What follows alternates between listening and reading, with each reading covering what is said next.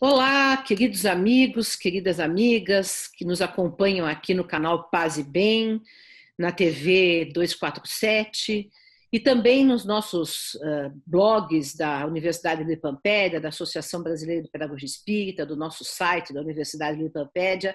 A todos vocês nós damos as nossas boas-vindas em mais um Semeando Espiritualidades, Diálogo e Críticas, né? E hoje nós temos aqui, mais uma vez, um convidado querido com quem nós já conversamos sobre Gandhi, mas hoje nós vamos desdobrar mais essa conversa, falando sobre cultura da paz, sobre outras personalidades que trabalharam essa ideia e como são as nossas estratégias hoje em dia para nós já mentalizarmos, praticarmos e atuarmos para que haja cada vez mais uma cultura da paz neste mundo, né, que todos nós queremos e sonhamos que seja um mundo mais justo, mais pacífico, mais fraterno, enfim, todos esses nossos sonhos. Então aqui, tudo bem, Leandro? Como é que você está? Tudo bom, uma alegria estar aqui de volta, assim, agradecer o convite e feliz de estar aqui participando de novo. Então, eu acho que você poderia começar, né, discutindo um pouco, a gente poderia discutir o que é cultura de paz, né? O que é isso? O que é isso? Nem todo mundo acha que sabe o que é isso, né? Na verdade, nem todo mundo acha que sabe e as pessoas às vezes acham que sabem, mas depois percebem que não sabem. Cultura de paz eu passei a entender à medida que fui estudando como um grande guarda-chuva que envolve uma série de debates, né? Nas universidades, geralmente, quando se fala de cultura de paz, tem aí alguns países que têm mestrado em cultura de paz e tudo mais.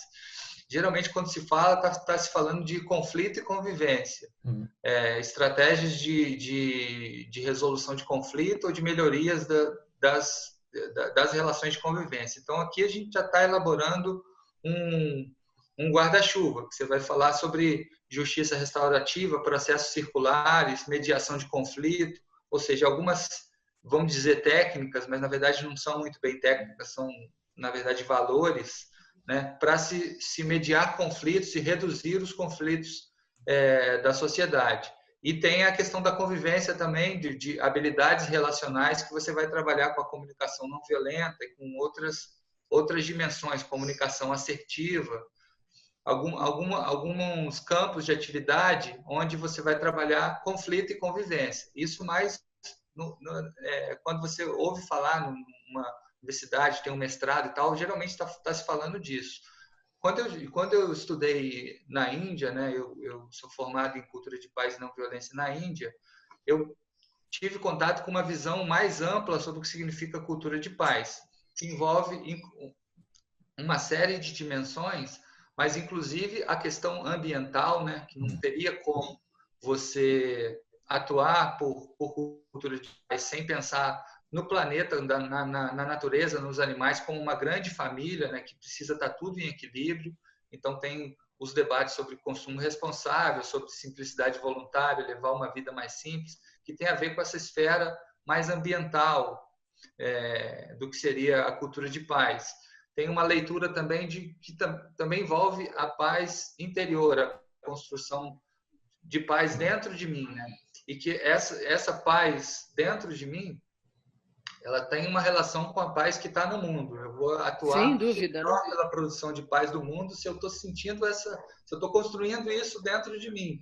E aí, por isso que o Gandhi trazia essa coisa de você, já trazendo aqui o Mahatma Gandhi, que nos meus estudos foi uma referência em termos de formulação, essa ideia de que para transformar o mundo eu preciso transformar primeiro internamente, né?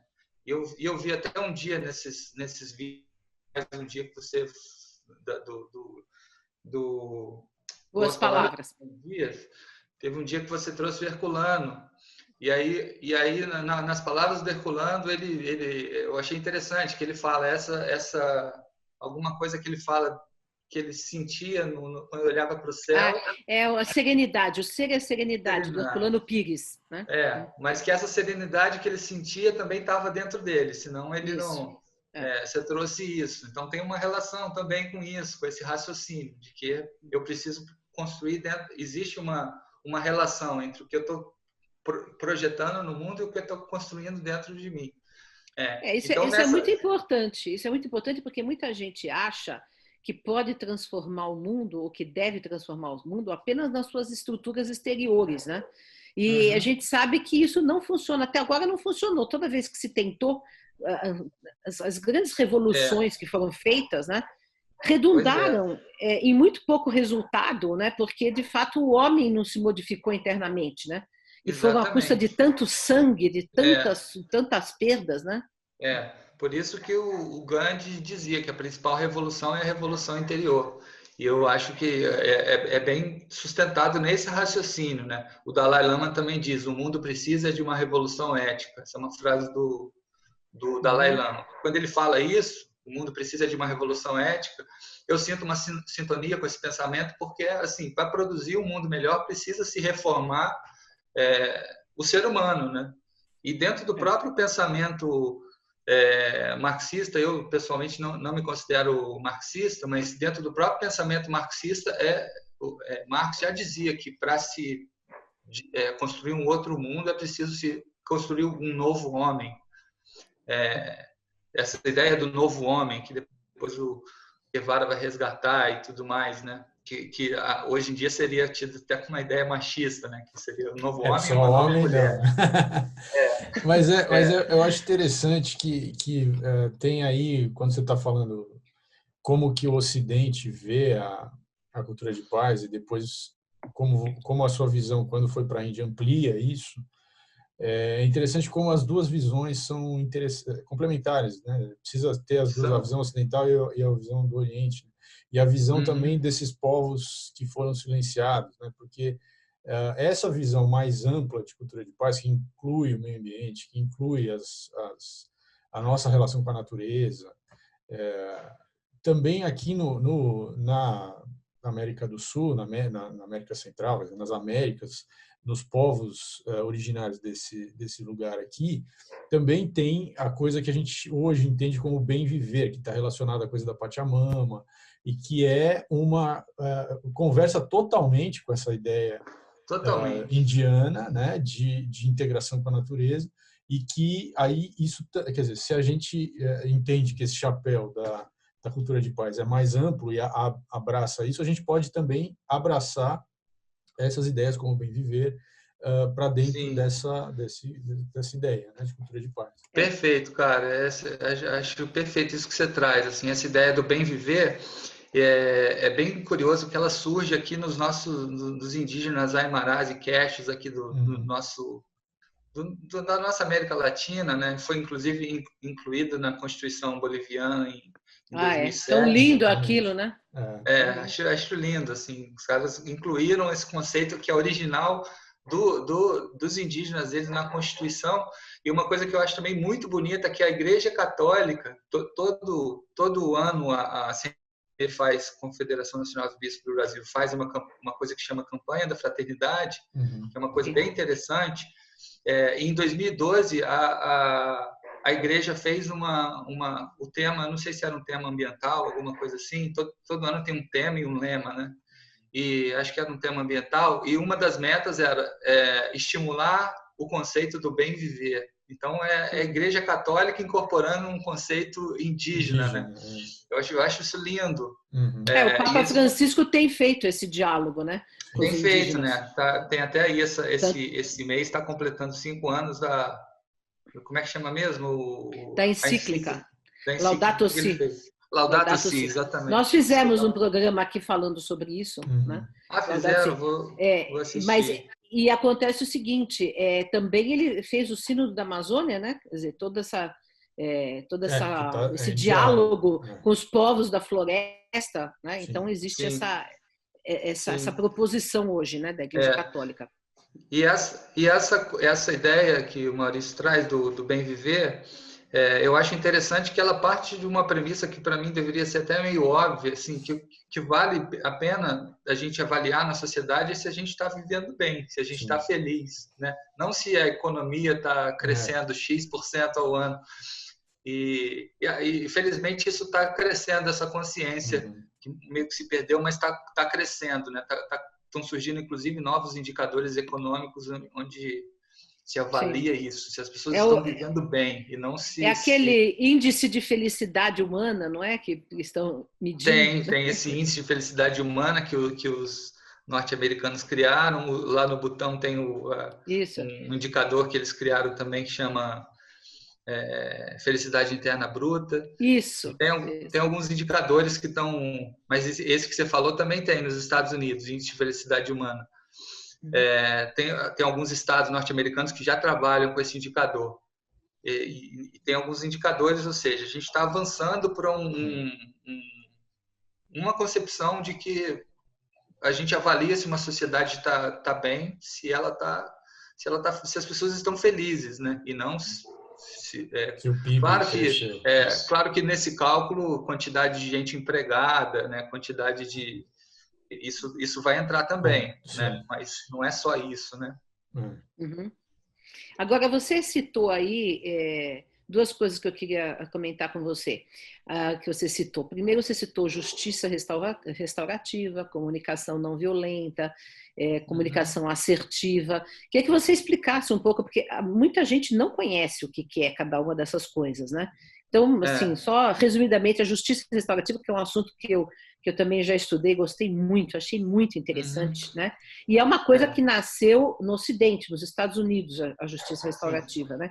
A partir da tradição cristã, né? Ela nasce nos Estados Unidos a partir da tradição cristã. Ela é propagada por um sujeito chamado Howard Zerk, que está vivo ainda e assim, é bem cristão. Ele faz todo um resgate a partir da própria ideia do cristianismo. Mas ela busca alguns elementos nos aborígenes australianos e neozelandeses. Eu não sei se é australianos ou neozelandeses, mas ela busca alguns elementos... Acho que é neozelandese, se eu não me engano. Acho que é neozelandês, né? Que busca alguns elementos na maneira deles de solucionar conflito. E a justiça restaurativa é um pouco isso. Ela é uma contraposição à ideia do que é chamado de justiça retributiva, que é uma ideia de que se alguém causou algum dano, se uma pessoa causou algum dano, essa pessoa precisa ser considerada punida, culpada, né? E punida, e essa punição parte de uma dor equivalente ao que ela fez. Ao que ela fez, exatamente. E isso... Em suma, é fazer da justiça um olho por olho, né? Olho por olho, fazer da justiça um olho por olho, dente por dente, exatamente. E isso ele vai mostrar que, historicamente, a gente está falando aqui do estudo da tradição cristã, né? Ele vai dizer que lá atrás, na lei mosaica, isso de alguma forma era um avanço, porque se punia com uma dor muito maior do que o cara fez. Então, isso na época era um avanço. Mas olho por olho, na época, era um avanço. Mas na sociedade de hoje, a gente, para produzir equilíbrio, né? Se uma pessoa cometeu um dano, se uma pessoa, em um determinado conflito, ela cometeu um dano para a sociedade, a gente resgata isso recuperando as relações com essa pessoa. Então, parte dessa premissa. É mais uma reparação, uma reconciliação, uma reconciliação, às vezes, entre vítima e ofensor, né? Do que propriamente uma punição. Sem deixar de responsabilizar as pessoas pelo que elas fizeram. Os seus atos. Eu acho eu quero só fazer uma parte, duas coisas que eu quero fazer uma parte em relação a essa justiça restaurativa. Uma é dizer o seguinte: bom, Jesus já tinha revogado olho por olho há 2000 anos, né? Exatamente. Só que os cristãos não acreditaram, não seguiram, né? E o Tolstói escreveu um livro que, para mim, é uma das obras-primas. Bom, ele escreveu várias obras-primas, mas esse daí, para mim, é o ápice. Um livro chamado Ressurreição, que foi depois de toda a conversão dele ao cristianismo simples, né? Que ele criou uma ideia de um anarquismo cristão, né? Da resistência passiva, que vai inspirar o Gandhi, né? E ele escreveu um livro chamado Ressurreição, que é um romance em que ele faz uma crítica brutal à justiça humana, dizendo que a justiça que nós praticamos no mundo é vingança, não é justiça, né? Exatamente. Então, vejam, essa ideia aí da justiça restaurativa é, de fato, um reconhecimento que o cristianismo deveria ser, né, ou era no seu início com Jesus, com a sua proposta, algo de perdão, de conciliação, de reparação, de recuperação e não de punição, né? Sim. E, aliás, eu tenho usado esse argumento da justiça restaurativa para dizer o seguinte, para a gente jamais falar que Deus pune, né? Porque se nós, seres humanos, imperfeitos que somos, já chegamos à conclusão que a justiça tem que ser restaurativa e não punitiva, imagine Deus, né? Então, essa ideia de Deus punitivo é muito primitiva, né? Pois é. Essa ideia aparece até às vezes dentro do movimento espírita. Dentro do movimento espírita aparece muito, até dentro em livros espíritas. A gente precisa em todas as religiões, né? Em todas as religiões. Em todas as religiões. E eu acho importante a gente falar sobre isso também, que quando fala justiça restaurativa, a mente já vai direto para o sistema de justiça. Mas a gente está falando disso em outros espaços também, não só no sistema de justiça. Está falando disso em escola, por exemplo, né? Quando se faz mediação escolar, por exemplo, ou círculo de construção de paz em escola, você está falando de justiça restaurativa também, em escola. Você pode fazer em sindicato, tem gente em São Paulo, tem gente que faz em hospital, enfim, não é só no sistema de justiça. É um outro olhar que vê a ideia de justiça como algo que precisa ser reformulado. Nós temos um exemplo disso na educação com Janusz Korczak, né? Quando ele fazia os seus tribunais na escola democrática que ele tinha, né, em Varsóvia. Primeiro ele tinha uma escola livre, depois ficou no gueto de Varsóvia, com toda aquela questão do nazismo. Mas ele também fazia isso porque as crianças apresentavam queixas uns contra os outros, inclusive contra os professores, contra ele próprio, mas a resolução do conflito era sempre uma reparação, uma conciliação, um perdão e nunca uma punição, né? Então... Muito legal, muito legal. Eu li um livro seu sobre ele. Um livro grande, assim. Editado pela Comenos. É editado pela Comenos, mas não fui eu que escrevi. Foi uma série de entrevistas feitas com ex-alunos dele, né? E que são muito bonitas. Mas o que eu li era um livro, acho que era para criança, era um livro grande, assim. Ah, sim, esse é meu. Esse é meu. Isso sim, esse é meu. Que eu conto a história dele para as crianças. Vocês tinham perguntado também sobre comunicação não violenta, não é? Isso, E aí você pode dialogar bastante com o Malcolm. Então, também estuda isso bastante. Também é um estudioso. Comunicação não violenta e comunicação assertiva, que eu não tenho tanto, não investigo tanto comunicação assertiva, mas seria uma outra técnica, né? São técnicas, na verdade não é uma técnica, né? Seria um valor. E um valor para... Seria a gente melhorar as nossas habilidades relacionais, entender a vida como algo que acontece na relação, né? Na vida da gente, a gente está sempre se relacionando com outras pessoas, né? Que bom que é assim.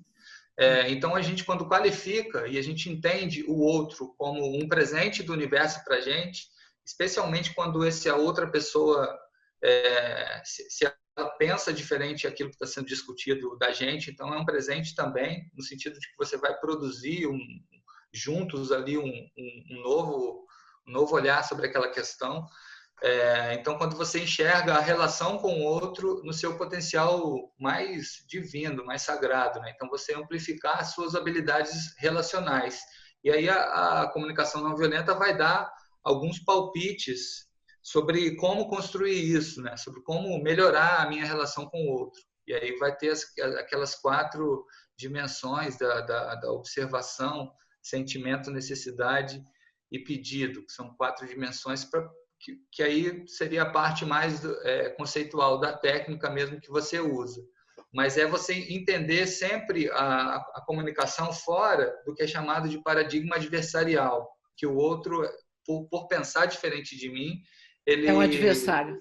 Ele é um adversário. Eu preciso derrotar ele na linguagem. E aí, a partir disso, você vai produzir um paradigma que é o da colaboração, né? Eu não preciso pescar os elementos da fala dos quais eu discordo, mas eu preciso produzir um outro pensamento sobre aquilo, né? Pescar aquilo que que nos aproxima e entender. Aí, nas palavras do Marshall Rosenberg, que é o criador da CNV, ele vai dizer que toda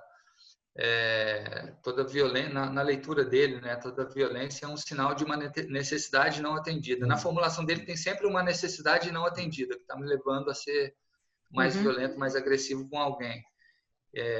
Então, você investigar que tipo de necessidade não está sendo atendida. Aí a gente vai treinando essas habilidades de investigar quais as necessidades não estão atendidas dentro da gente, quais as emoções, o que a gente está sentindo, né? Qual o sentimento.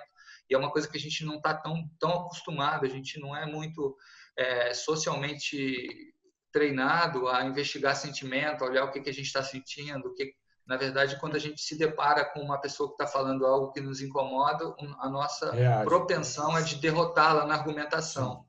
E aí é aí que a gente se perde. Então, o Marshall vai convidar a gente a construir junto, a construir algo que concilie ali aquilo que está divergente. É terapêutico, né?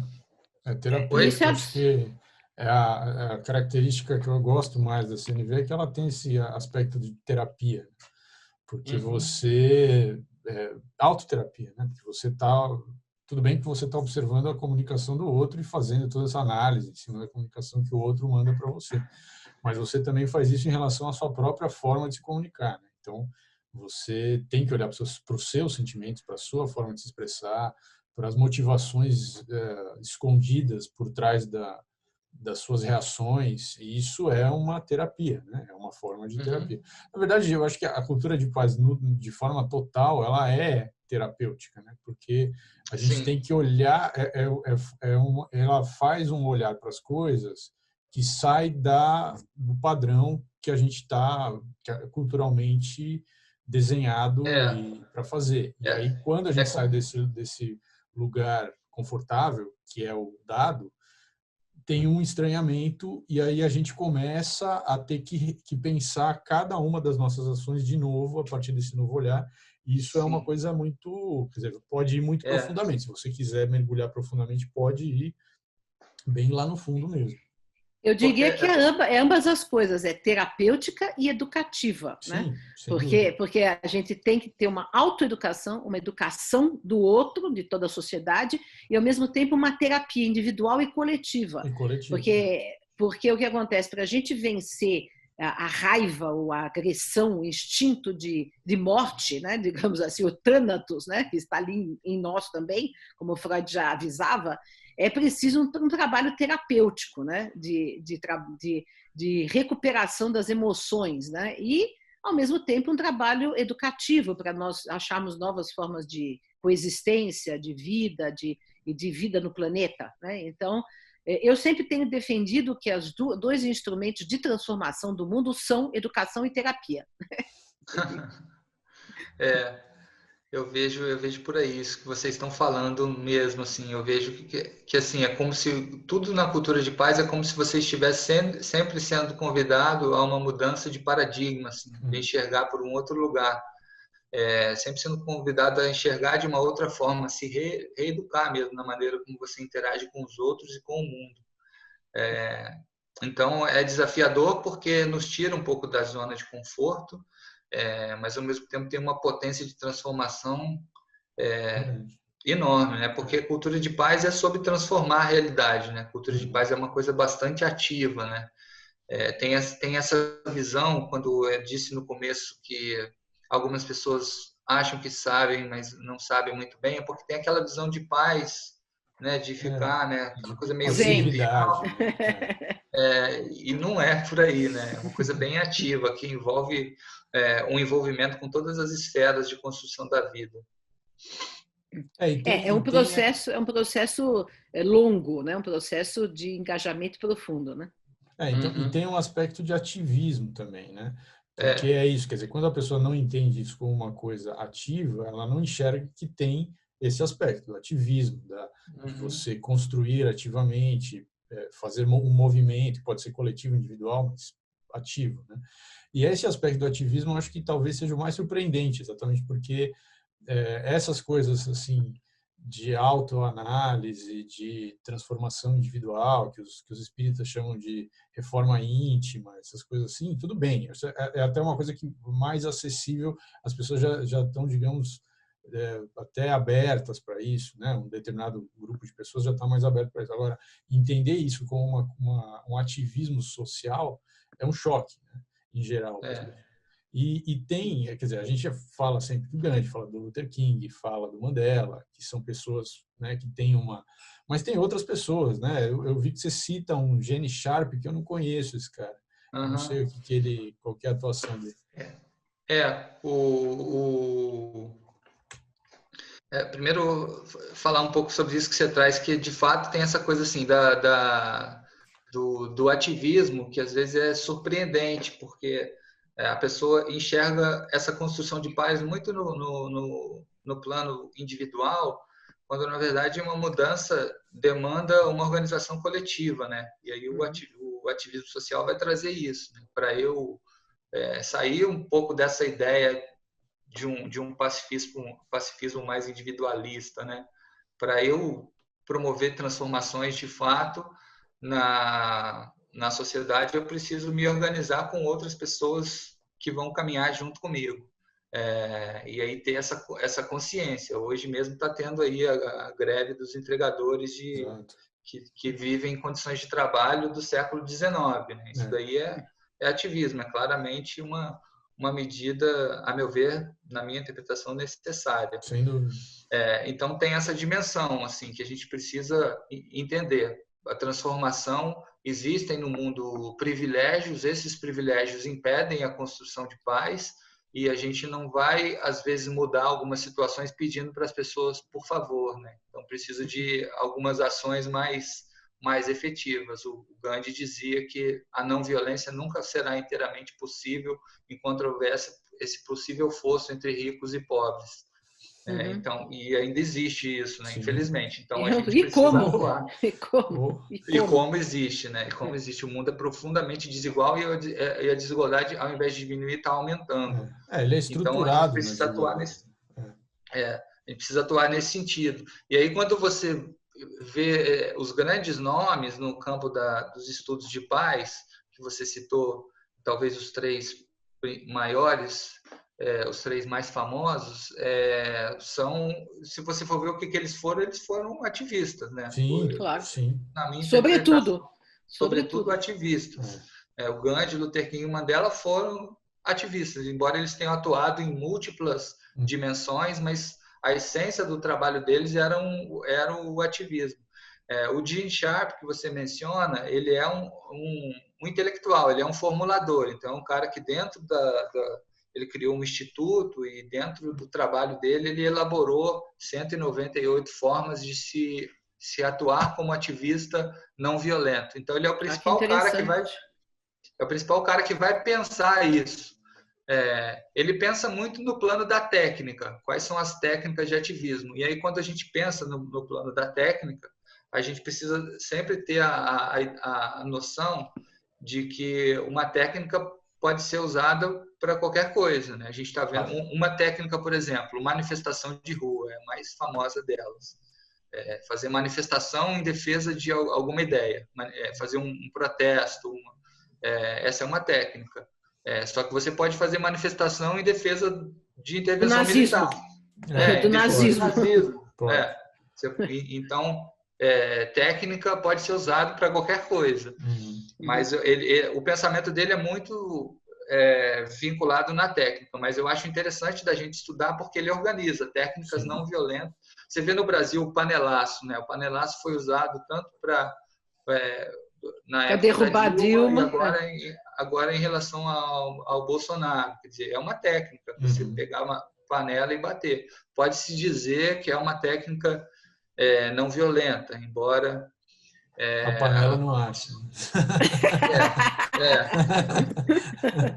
Embora, às vezes, quando eu falo isso, a última vez que eu falei que a panelaço pode ser tido como uma técnica não violenta, a menina já falou, pô, mas na minha casa as pessoas começam a gritar palavrão, eu tenho uma filha pequena e tal. E isso, para mim, é bem desconfortável e tal. Faz sentido, né? Bom, mas não necessariamente bater panela precisa ser acompanhado de palavrão, né? Obrigatoriamente. Então, mas Pois é. hoje em dia, quer dizer, todas essas questões que você está citando aí, principalmente quando você falou da comunicação não violenta, assim, é tão necessário no mundo, porque os discursos de ódio que estão permeando, né, as relações na internet, os linchamentos virtuais. Outro dia eu escrevi um artigo, né, no GGN sobre isso, não sei se chegou a ler, falando sobre... É um absurdo, né, o linchamento virtual. Né? A pessoa falou uma coisa, seja ela certa, errada, seja ela de direita ou esquerda, não interessa, né? Quer dizer, o linchamento é sempre injusto, né? Porque é exatamente como uma pessoa que cometeu um crime, né? Primeiro que a pessoa nem sabe, nem foi julgada, nem foi condenada, e o povo lincha fisicamente. Quer dizer, o linchamento é sempre pior do que o crime cometido, porque nem se sabe se o crime foi cometido. Mas mesmo que tivesse sido cometido, não se justifica linchar alguma pessoa por conta de um erro, de uma postura, o que for, de uma opinião. Não se justifica, né? E você vê, isso que você está falando é bem importante. Eu não li seu artigo, mas eu vi que você escreveu. Essa coisa do cancelamento virtual, né? Essa é uma coisa que tá crescendo. E quando eu falei lá atrás de que antes de Moisés as pessoas puniam com uma dor maior do que a pessoa cometeu, eu lembrei dessa coisa, porque o cancelamento virtual é isso. A pessoa pode até ter cometido um equívoco, mas você está praticamente eliminando ela do mundo porque ela cometeu esse equívoco. É muito cruel. Então a gente precisa conscientizar as pessoas disso. E se a gente não se policiar, a gente entra junto no cancelamento virtual. Assim, é uma coisa que a gente está aqui criticando, mas se a gente não se policiar, a gente vai ver entrar agora numa rede aí, tem um Twitter meio, sei lá, racista, a gente incorpora aquela emoção de que absurdo e tal, e adere, porque a gente é massa também. Então a gente precisa se conscientizar disso, assim, que esse cancelamento é uma coisa muito problemática do nosso tempo, né? A gente tá vivendo... porque ele não argumenta, ele não vê nuances, ele não perdoa, ele não permite que a pessoa se defenda. É fundamentalmente injusto, por pior que a pessoa seja, né? Por pior que a pessoa seja. Então, e ainda mais, e muitas vezes acontece com pessoas que não são criminosas, né? No sentido... Né? É porque me tiram... Porque também hoje... Com esse discurso de ódio, com as polarizações existentes no mundo, existem posições muito preto e branco, né? Extremas. Né? Então, se você discute um aspecto que seja de uma posição que você nem partilha, mas você está querendo entender o que o outro está falando, enfim, né? Pronto, acabou. Você está cancelada porque você está dando razão para aquele grupo lá que é visto como, sei lá, como racista, ou como nazista, ou como homofóbico, ou como qualquer coisa, ou como comunista, ou como né? Fascista, enfim. Né? As rotulações são rápidas, né? Mas o entendimento dos argumentos, quer dizer, quando a gente conversa com argumentos, conversa racionalmente, a gente se respeita, né? E não cai nesse discurso de ódio, né? Sim, essa é uma questão essa questão do cancelamento é uma coisa que a gente precisa atuar firme, assim, porque está crescendo e a gente está vivendo um momento onde de diálogo de surdos, né? A sociedade não dialoga mais, só se agride. E isso é dramático, inclusive, porque isso tem uma reverberação eleitoral, isso elege grupos na política bem problemáticos, né? E que governam com minoria. Essa possibilidade de governar com minoria, que seria impossível em outros tempos, hoje, por conta da pulverização, dessa polarização profunda, é possível. E aí você vê em distintos países do mundo projetos totalitários podendo governar, e um pouco tem uma conexão com esse debate de uma sociedade que não dialoga, apenas se agride e se posiciona nessa lógica do preto ou branco. Estrategicamente isso assim, porque essas reações elas são todas emocionais. O cancelamento em si, a nossa reação ao ver um tweet que fala alguma coisa que que nos choca, ou que vai contra as coisas que a gente acredita, é sempre uma reação emocional. E eu acho que esse é o ponto, quer dizer, como que a gente sente a emoção, porque a emoção está lá, ela existe, né? Mas a gente não reage em função dela, quer dizer, a gente reage em função de um pensamento mais estratégico, de um pensamento mais racional, a longo prazo, mais humanista.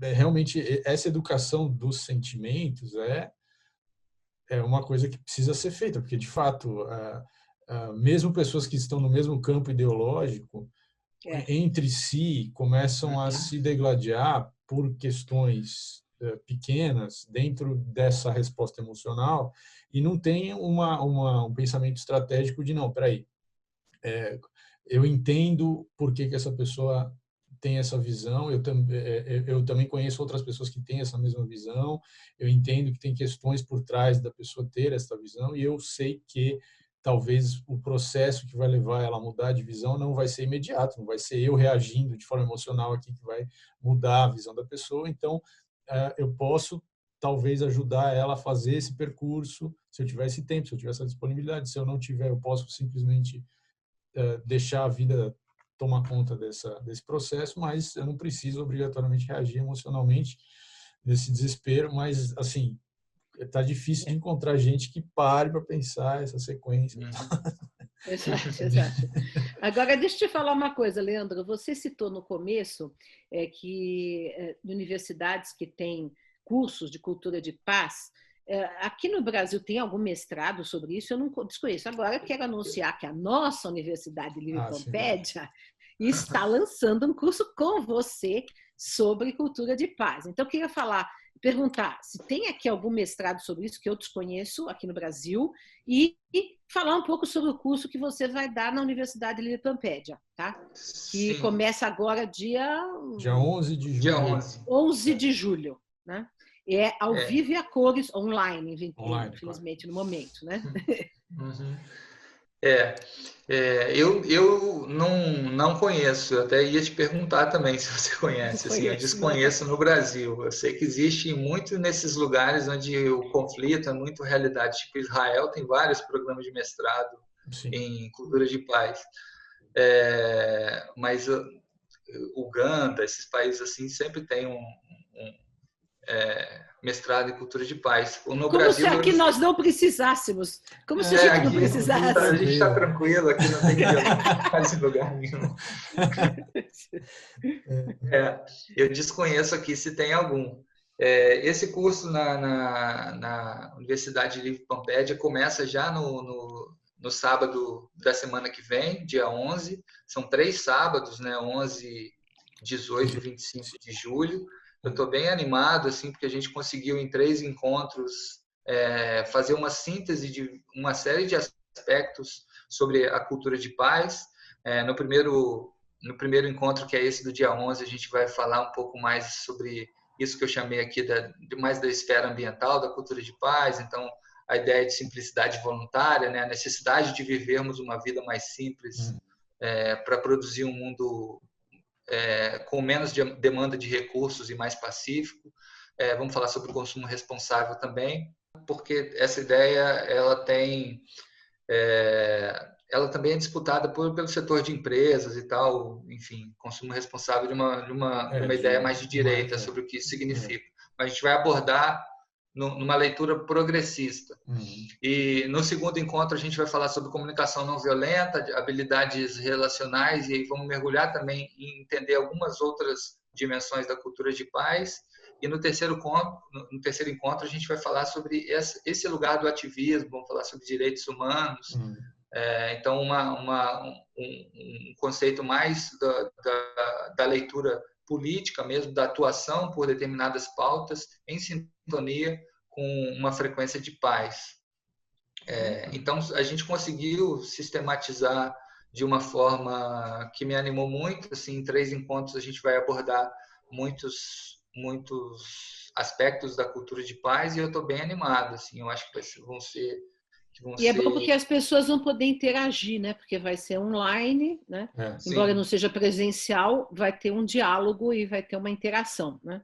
Eu também estou super contente que você está Sim, vindo para ele, ser né? professor colaborador da Universidade de Tampédia, porque justamente dentro da nossa proposta, a que a gente trabalha desde quando foi fundada a universidade, em 2015, nós temos trabalhado esses temas, temos trabalhado a questão da não violência, a questão da comunicação não violenta, temos trabalhado a questão do pluralismo religioso, que é uma das questões também que, quando não são trabalhadas, gera muita violência, a intolerância religiosa gera muita violência, né?